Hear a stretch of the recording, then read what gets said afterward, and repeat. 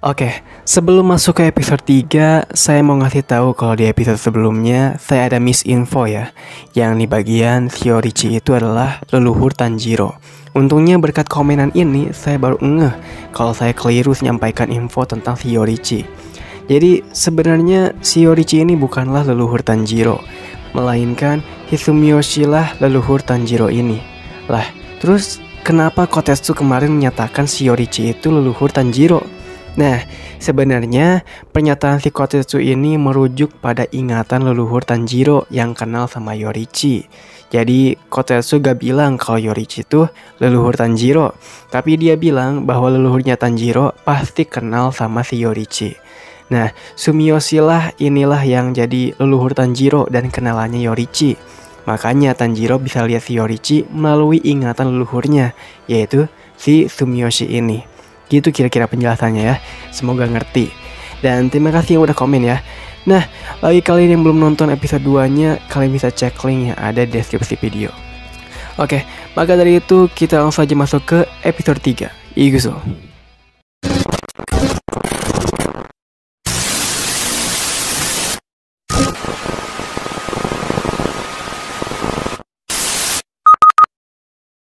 Setelah Tanjiro berhasil menghancurkan kepala boneka Yorichi itu, ternyata di dalamnya ada pedang, yang pastinya itu berasal dari 300 tahun lalu. Tanjiro dan Kotetsu pun seneng banget bisa nemuin pedang itu. Bahkan Kotetsu ingin pedang itu menjadi milik si Tanjiro. Tanjiro makin seneng deh. Pas dibuka ternyata pedangnya malah udah berkarat. Kecewa deh Tanjiro. Tiba-tiba di sana muncullah si Haganezuka yang langsung maksa Tanjiro buat kasihin dia pedang itu ke dia. Tanjiro pun menolak tentunya, kenapa dia tiba-tiba malah mau ambil pedang karatan itu gitu kan. Terus selama ini kemana aja si Haganezuka? Kenapa baru muncul? Ya dia tetap gak jawab ditanya kayak gitu.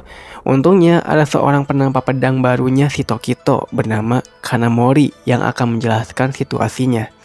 Jadi, si Haganezuka selama ini bersembunyi untuk berlatih di gunung sambil membuat pedang yang lebih kuat buat Tanjiro. Supaya Tanjiro pas lawan iblisnya gak bakal mati. Tanjiro pun terharu dengernya. Si Haganezuka ternyata orangnya emang kayak gitu, malu buat jujur ke orang lain.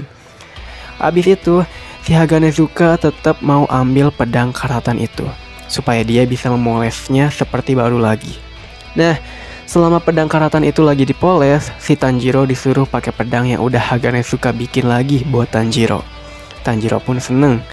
Besoknya, Tanjiro menceritakan semua itu ke si Genya di kamarnya. Tentunya Genya risih banget denger si Tanjiro ngoceh. Tanjiro juga menyadari kalau gigi si Genya tumbuh lagi. Padahal sebelumnya kan Tanjiro melihat giginya pernah copot. Genya pun gak mau ngomongin soal itu. Dan dia pun mengusirnya. Di kamar Tanjiro, si Tanjiro cerita ke si Nezuko tentang si Genya. Tanjiro berharap dirinya bisa berteman baik nanti sama si Genya. Kemudian di malam itu, salah satu seorang penempa pedang menjadi korban dari iblis bulan atas 5 atau si Gyoko yang berhasil mengetahui dan menyusup ke lokasi desa penempa pedang. Tujuannya adalah untuk menghancurkan desa itu, supaya tidak ada lagi orang yang bikin pedang buat para pembasmi iblis. Seperti yang dikatakan Muzan, Hatengu juga menemani Gyoko masuk ke desa itu. Di sisi lain, si Genya mau ngambil pedangnya. Tapi ternyata si penempa pedangnya itu gak ada tuh. Orang si penempa pedang buat si Genya ini gak ada. Kemungkinan orang yang mati sama si Gyoko itu tadi adalah penempa pedangnya si Genya ya. Kemudian, Shin pun kembali ke Tanjiro. Tanjiro di sana dibangunkan oleh si Tokito. Tokito pun nanya, si Kanamori kemana? Mungkin aja si Kanamori lagi sama si Haganezuka, jawab si Tanjiro. Habis itu, si Tanjiro ngasih ceramah yang isinya gini. Setiap kebaikan yang kita lakukan, balasannya kita akan dapat kebaikan itu lagi. Tokito pun tersentuh dengan kata-katanya Tanjiro.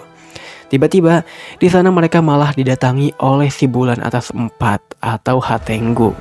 Tanjiro dan Tokito pun menyadari itu adalah iblis dan langsung menyerangnya. Tapi pas kepalanya berhasil dipenggal, si Hatengu malah bisa membelah diri. Jadi ada 2 Hatengu tuh di sana. Dan perawakannya menjadi lebih keren dan kuat. ada satu Hatengu yang punya kekuatan angin yang berhasil menghempaskan si Tokito sampai jauh dari penginapan. Sedangkan Tanjiro dan Nezuko berhasil bertahan di sana. Wah, di sini jadi badass banget si Hatengunya. Ternyata Hatengu yang punya kekuatan angin namanya Karaku. Yang satunya lagi bernama Sekido. Nah, si Sekido pun langsung ngeluarin kekuatannya, yaitu listrik. Pas Tanjiro dan Nezuko tersengat, untungnya di situ ada Genya yang membawa senapan dan menembak mereka berdua dan berhasil membuat kepala keduanya buntung. Tapi ternyata itu emang disengaja sama si iblisnya. Karena dari kepala yang udah dipenggal itu muncullah dua Hatengu baru lagi. Salah satunya ada yang bisa terbang. Nah, Hatengu ini membawa terbang si Tanjiro dan menggunakan teriakannya untuk dapat menjatuhkan si Tanjiro ke hutan. Di sisi lain, si Genya tertusuk atau ditubles gitu ya sama satu Hatengu lagi gitu ya, yang matanya warna biru. Nah, di sisi lainnya juga Tokito berusaha kembali ke tempat Hatengu muncul.